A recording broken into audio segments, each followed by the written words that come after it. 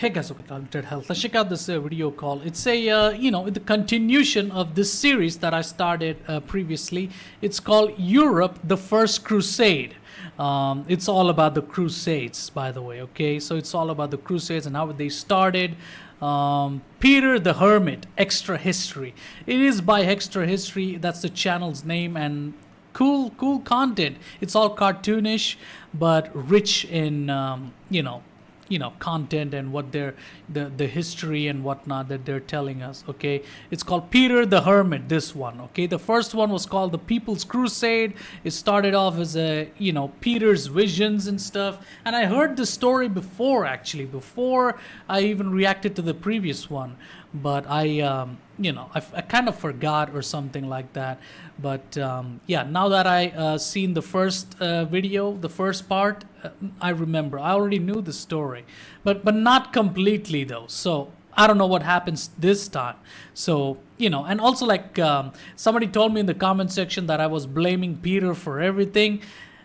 I blame him because, he started the crusade. He started the march with tens of thousands of people out there, and because he wanted people to meet God or something.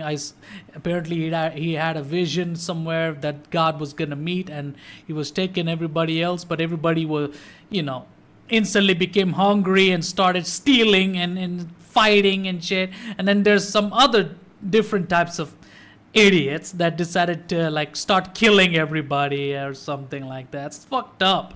Okay, so I kind of blame Peter for kind of starting all this, but I guess I shouldn't, But let's just get into this. The First Crusade, Peter the Hermit by Extra History, Part 2. Let's get into this. 3, 2, 1, let's go. It's only 8 minutes long, 9 minutes long. It's gonna be fun. Okay, 3, 2, 1, let's go. And please don't be disappointed that I'm not showing up, uploading videos that much. I upload like twice or once a week in a week, and I hope it's because I got a copyright strike on my backup channel and I'm not getting any views over here, and the whole point of reaction is useless because I'm not gonna get any. I'm not gonna become a big, because every time I grow in viewers, YouTube decides to strike me down with the fucking copyright strike. But whatever, let's fucking go. Let's not think about that. 3, 2, 1, let's go, man. Let's go.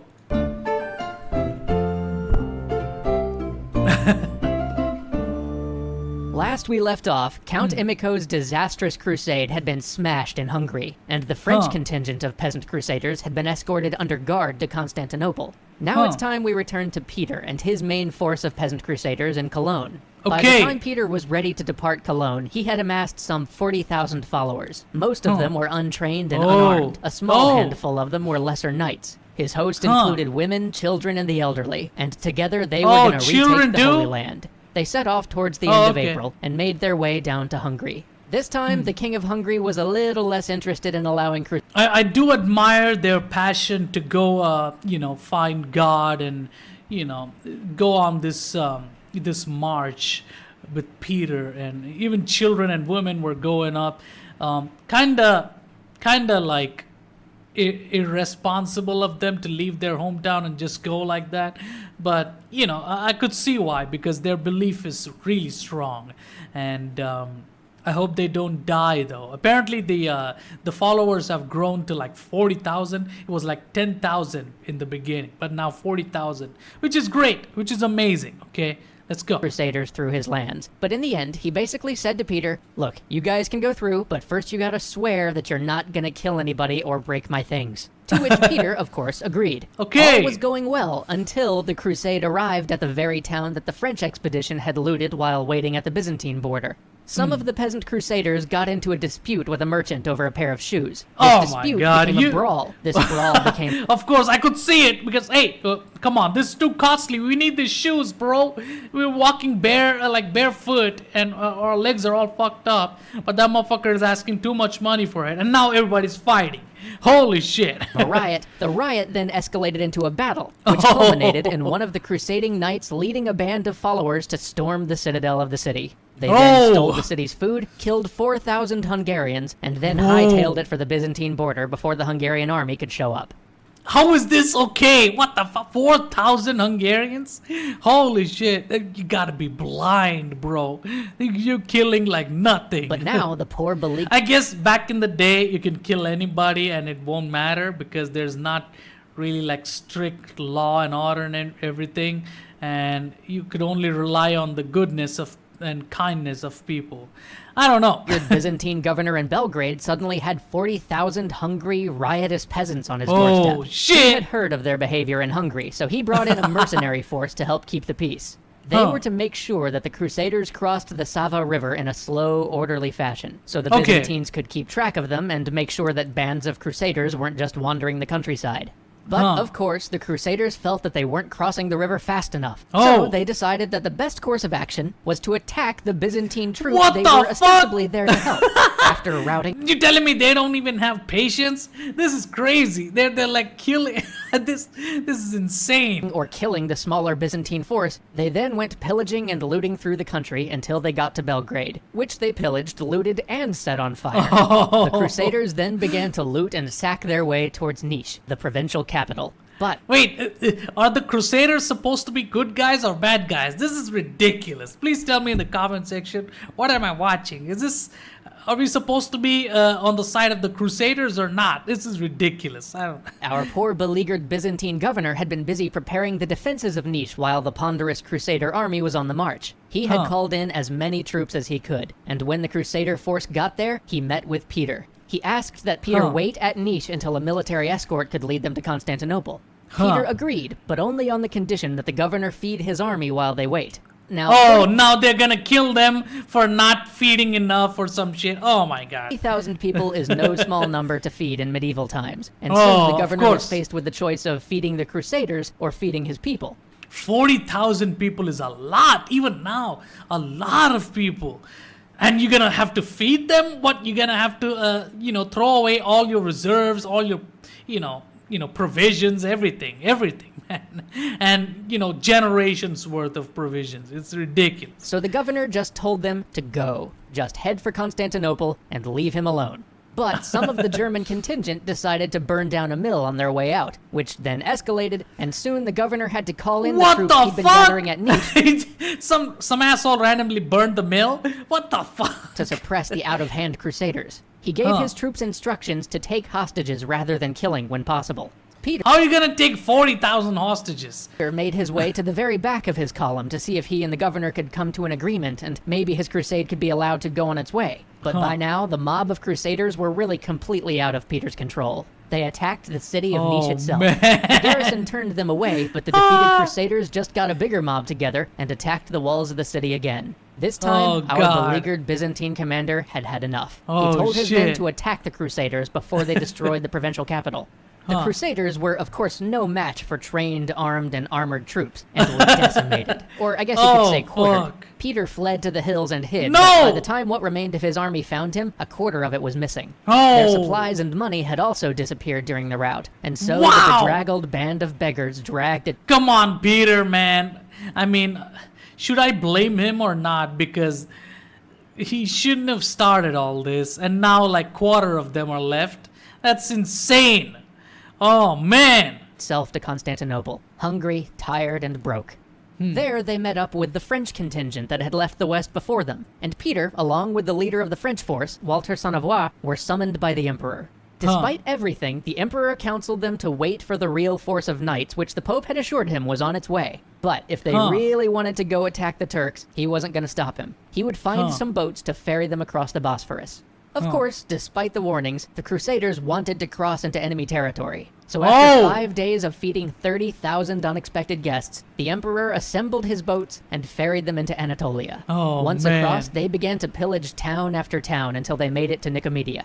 And remember, this was Byzantine territory a few short years ago. These are the very... I mean, in order to survive and get to the location that you want to go, you need to have food and you need to take care of yourself, and there's nothing else other than all these villages, and you have to pillage all of them shit and kill them and set them on fire, take all their belongings. Oh man, I don't know. This is ridiculous. Maybe you should have prepared for it and then grabbed a bunch of horses or something, bought a bunch of horses and went on a expensive expedition, because you worked on it for like what, 3 or 4 years. You should have waited for 3 or 4 years, and then had all the equipment and whatnot, and then you should have gone, because this shit makes no sense. That asshole randomly burned a mill and caused a fucking war. It's just ridiculous. Entire city of Niche. What the fuck? Towns that Emperor Alexius had petitioned the Pope to help him get back. But beyond that, there is no question. These towns were Christian. But that distinction seemed lost on the Crusaders, and so pillage and loot they did. But once they reached Nicomedia, a quarrel broke out and the army fractured. The French contingent of the army stayed under the ostensible leadership of Peter, but the German and Italian portions broke off and elected to follow a knight named Reynold instead. From there, the two groups continued to pillage until they both ended up occupying the fortified coastal town of Civito. Peter urged them to hold up there until the main crusading force arrived, but by this point he had long since lost control. The two groups started making forays into the surrounding countryside, literally egging each other on. Each time one group would return from a raid, they'd boast and talk about how much braver they were, how much more they were doing for the cause, which would then inevitably lead to the other group doing something rash or stupid. They're fighting amongst themselves because... Oh, God. And more foolhardy to show how much braver they were and how much more they were doing for the cause. This dude is naked. What the fuck? You see his ass? What the fuck? Peter, unable to control this, decided to leave the crusade and head back to Constantinople to ask for the emperor's help. But while he was heading back, the French forces decided that it would be a good idea to attack the local Turkish capital. They couldn't get through the walls, so instead they pillaged and butchered everything around it, with atrocities ranging from systematic massacre of civilians to children being tossed on a fire. They considered this a job well done, and headed back to the base with more than the usual amount of self-congratulation. The German contingent, not to be one-upped, then went out to capture a nearby castle. The garrison there was light, and the German crusaders were successful, but they forgot to check if the castle had any water stored up. Of course, the Turkish forces by this point had been mobilized, and they knew full well that the castle had no water reserves, and that the nearest well was way outside its walls. So the Turkish army pulled up and parked itself outside the castle. After a few days drinking the blood of donkeys and their own urine, the Crusaders surrendered. Upon surrender, the Turks demanded that the Crusaders either convert to Islam or be put to death. While many Crusaders refused to abandon their faith and were put to the sword, brave Sir Reynold, leader of the band, never a man to be outdone, surprised even the enemy commander when he not only offered to become a Muslim, but also offered to join the Turks and make war against the Christians if they'd spare his life. What Meanwhile, the fuck? Word, probably intentionally spread by the Turks, filtered back to the French Crusaders that the German group had not only captured a castle, but actually captured the Turkish capital as well. An argument broke out in the camp. Some thought that they should wait for Peter to return, which he never would, while others thought that if they waited, they'd miss out on all the good looting. Soon, the faction supporting looting won out, because of course it did, and every single remaining crusader, about 20,000 of them, marched out of their base toward the capital, under the leadership of one Geoffrey Burrell. About 3 miles from the Crusader base, in a narrow wooded valley, the full might of the Turkish forces lay in wait. The disorganized Crusaders, rushing up the road in an effort to make it to the capital in time for plunder, didn't even notice the trap. As a hail of arrows poured out of the woods, the Crusaders began to rout almost immediately. Turkish horsemen thundered out of the woods, chasing down the Crusaders almost to a man. Of the 40,000 peasant Crusaders who had left Western Europe, only 3,000, following their brave leader Geoffrey Burrell, managed to flee fast enough to escape. Those 3,000 managed to hole up in an old abandoned castle until the Byzantines came to rescue them. So let's just review the Crusade scorecard so far. Hungarian citizens killed? Thousands.